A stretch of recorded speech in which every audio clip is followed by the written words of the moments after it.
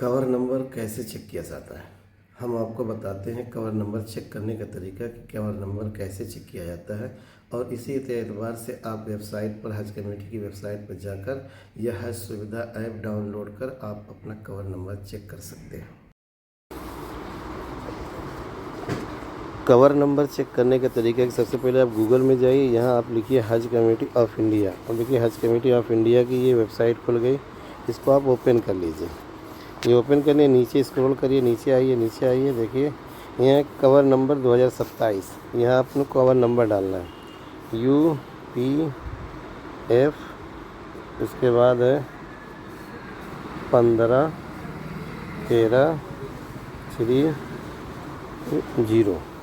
अब फिर यहाँ पे आपको कैप्चा कोड डालना है। ये कैप्चा कोड ये जो नीचे लिखा हुआ है यही आता है। जैसे मिसाल के तौर पे ये 088402 ये है ना, मिला लीजिए 0088402। अब ये हमने कर दिया। अब ये देखिए ये कवर नंबर, ये आपकी ये स्टेटस रिपोर्ट, ये सारी डिटेल आपकी खुल गई। ये इस तरीके से ये चेक किया जाता है।